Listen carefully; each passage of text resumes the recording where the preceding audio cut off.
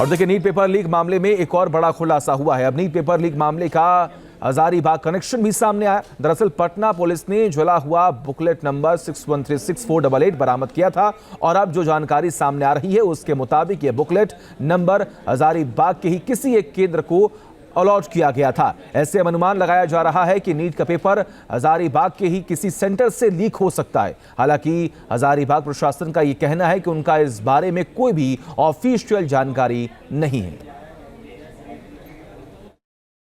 जो सूचनाएं प्राप्त हो रही हैं विभिन्न सूत्रों से और मीडिया के ही माध्यम से, तो इसकी कोई जानकारी जिला स्तर पर अभी हमें नहीं है किसी भी लेवल पे। बट अगर ऐसी कोई बात है या सूचना है तो हम लोग आगे जरूर इसको सॉल्व करने में सहयोग करेंगे। अभी हमें इसके बारे में आधिकारिक रूप में या किसी भी स्तर से किसी प्रकार का कोई इन्फॉर्मेशन प्राप्त नहीं है।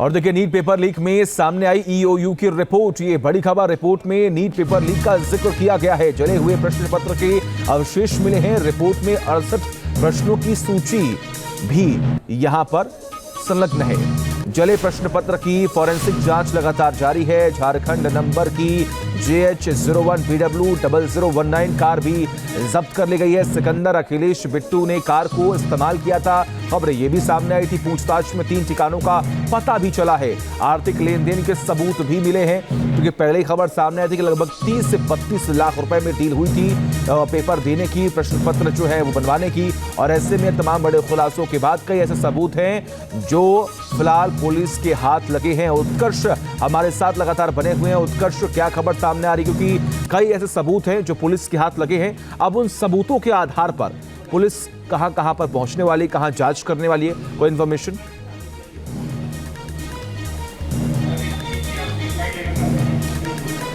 और बिल्कुल देखिए, जैसा कि न्यूज़ नेशन ने हमने तमाम वो तस्वीरें दिखाई किस तरीके से देवघर से भी छापेमारी हुई और 6 लोगों को अरेस्ट किया गया। देखिए, हमारे पीछे ये आर्थिक अपराध इकाई की वो शाखा है, वो कार्यालय है जहां पर इन 6 लोगों को रखा गया है। करीब रात 1:30 बजे ही सभी लोग को यहाँ पर ले आया गया था। और जो पटना के कह सकते हैं कि ईओयू के DIG हैं, वो देर रात से ही पूछताछ कर रहे हैं। फिलहाल अभी इन्हें न्यायिक कस्टडी में नहीं लिया गया है। पहले सभी लोगों से पूछताछ कर रही है। जो ये 6 लोग पकड़े गए हैं देवघर से, चाहे वो परमजीत सिंह हो, बिट्टू हो, या फिर कह सकते हैं कि चंदू उर्फ बलदेव कुमार हो, इन तमाम लोगों को इसी ईओयू के कार्यालय के अंदर अभी पूछताछ की जा रही है। ADG जो है वो भी पहुंच चुके हैं, नैयर हसनैन खान जो है वो भी पहुंच चुके हैं।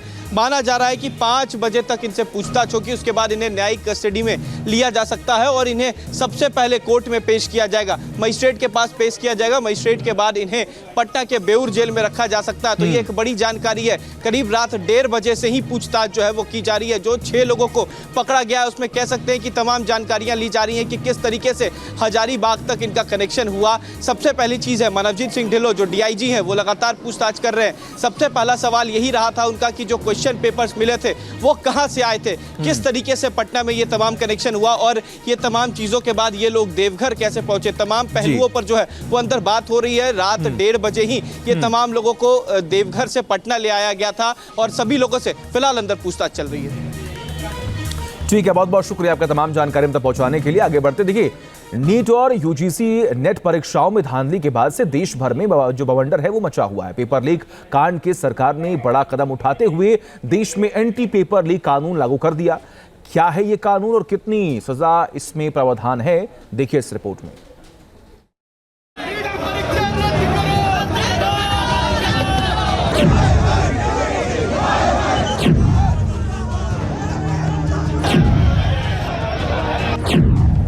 नेशनल कॉमन एंट्रेंस टेस्ट यानी NCT, UGC NET, CSIR UGC NET, national eligibility cum entrance test यानी नीट, NTA यानी नेशनल टेस्टिंग एजेंसी की ओर से कराई जा रही इन परीक्षाओं की स्थिति आपने देख ली। पिछले 9 दिनों में 3 बड़ी परीक्षाओं को रद्द करना पड़ा है। चौथी यानी नीट परीक्षा रद्द कराने की मांग को लेकर छात्र सड़कों पर।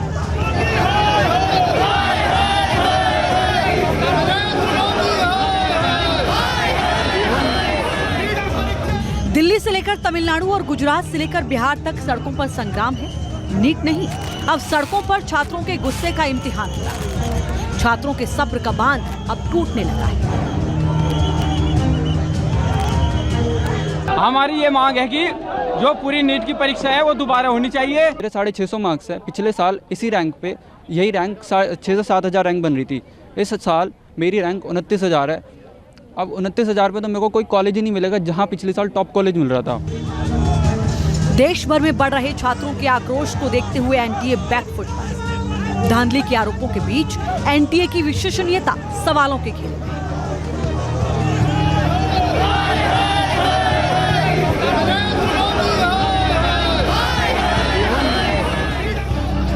9 दिनों में 3 परीक्षाओं के रद्द होने के बाद से युवा सड़कों पर उतर आए। शिक्षा माफिया के खिलाफ प्रदर्शन हो रहे हैं, पूरे सिस्टम पर ही सवाल उठ रहे हैं, जिसको देखते हुए अब देश में एंटी पेपर लीक कानून यानी public examination prevention of unfair means act 2024 लागू हो गया है।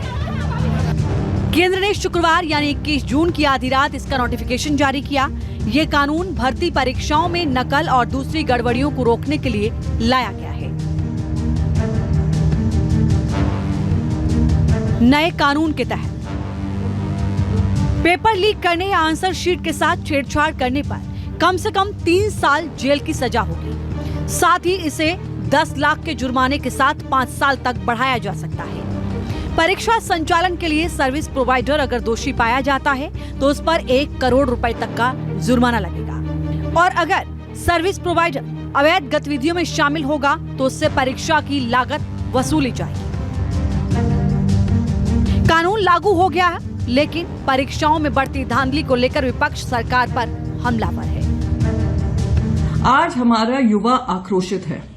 आज वो रास्तों पे प्रोटेस्ट कर रहे हैं। 24 लाख बच्चे ऑलरेडी प्रभावित थे नीट की परीक्षा को लेकर। फिर हमने यूजीसी सीईटी को देखा, अब सीएसआईआर और जो यूजीसी नेट होने वाला था। तो कितनों के करियर्स पे आप एक प्रश्न चिन्ह लगाएंगे, कितनों के करियर्स पे आप फुल स्टॉप लगाएंगे और कब ये जिम्मेदारी तय होगी। और प्रधानमंत्री जी देश आपकी तरफ देख रहा है कि आज तक आपने अपनी चुप्पी नहीं तोड़ी है इस मुद्दे को लेकर। बच्चे रोज प्रोटेस्ट कर रहे हैं पर आपने उनको मिलने तक का समय नहीं दिया, उनसे बात करने का भी समय नहीं दिया है या उनकी दिक्कतों को भी समझने का कोशिश नहीं की है। ये सरकार एक परीक्षा नहीं करा सकती। इसकी क्षमता इतनी है कि जिसके स्वयं सर्वोच्च हमारे शिखर पे बैठे हुए लोग जिसके मुखिया हों उसकी परीक्षा न हो पाए। यूजीसी नेट की परीक्षा आखिर क्यों स्थगित की गई? इसका मतलब सरकार अक्षम है और सरकार के लोग चूंकि जो पहले की परीक्षा हुई हैं उनमें सब सरकारी तंत्र शामिल है, तो इसलिए कहीं ऐसा ना हो जाए कि इसमें भी कुछ गड़बड़ी हो जाए तो परीक्षा स्थगित। वहाँ पे लीक करा के पेपर छात्रों के भविष्य से खिलवाड़ किया गया और यहाँ इसको स्थगित करके छात्रों के भविष्य के साथ खिलवाड़ किया जा रहा है। धर्मेंद्र प्रधान जी के बयानों की टाइमलाइन देख लीजिए, बीते 8-10 दिन की। कभी कहे कुछ नहीं हुआ, कभी कहे विसंगति है तो देखेंगे, फिर कल प्रेस कॉन्फ्रेंस करना पड़ा। 25 से 30 लाख बच्चे, उनके भविष्य के साथ खिलवाड़ हुआ। किसने किया है? कॉम्प्रोमाइज करने वाले लोग, जिन्होंने हर स्कैम को लीक पर आधारित कर दिया। हमारे बिहार में गेस्ट हाउस की एक आधारहीन कहानी गढ़ी गई। अरे साहब, गिरफ्तार करो। सरकार तुम्हारी, तंत्र तुम्हारा, मंत्र तुम्हारा, षड्यंत्र तुम्हारा, करो गिरफ्तार, लेकिन बच्चों के भविष्य के साथ नहीं। नीट और यूजीसी नेट जैसी परीक्षाओं में गड़बड़ियों के बीच ये कानून लाने का फैसला बड़ा कदम माना जा रहा है। इससे पहले केंद्र सरकार और जांच एजेंसियों के पास परीक्षाओं में गड़बड़ी से जुड़े अपराधों से निपटने के लिए अलग से कोई ठोस कानून नहीं था। देश में बड़ी प्रतियोगी परीक्षाओं को आयोजित कराने वाली संस्था एनटीए के सवालों के घेरे में आने के बाद सरकार एक्शन में है। कानून को लागू हो जाने के बाद से जिन गड़बड़ियों को अपराध माना जाएगा वो है किसी परीक्षा का क्वेश्चन पेपर या आंसर का लीक करना, क्वेश्चन पेपर या आंसर के लीक करने में किसी के साथ शामिल होना, बिना अनुमति क्वेश्चन पेपर या ओएमआर शीट अपने पास रखना, परीक्षा के दौरान किसी से जवाब लिखने के लिए मदद लेना, परीक्षा दे रहे कैंडिडेट को डायरेक्ट या इनडायरेक्ट तरीके से मदद करना, एग्जाम आंसर शीट या ओएमआर शीट के साथ छेड़छाड़ करना, कॉपियों के मूल्यांकन में बिना अनुमति छेड़छाड़ करना, सरकारी एजेंसी द्वारा तय परीक्षा के मानकों का उल्लंघन करना, मेरिट के लिए तय डॉक्यूमेंट्स में किसी तरह की छेड़छाड़ करना, पब्लिक एग्जाम के लिए तय सिक्योरिटी मानकों का उल्लंघन करना, किसी एग्जाम कंप्यूटर सिस्टम या नेटवर्क में छेड़छाड़ करना,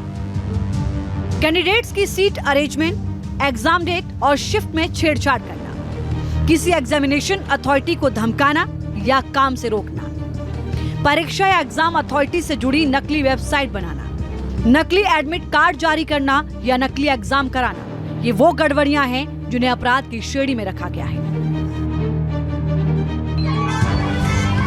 एंटी पेपर लीक कानून के तहत अगर किसी गड़बड़ी में एग्जाम सेंटर की भूमिका पाई जाती है तो उस सेंटर को 4 साल तक के लिए सस्पेंड किया जा सकता है। किसी संस्थान की संपत्ति कुर्क करने और जब्त करने का भी प्रावधान है और उससे परीक्षा की लागत भी वसूली जाएगी।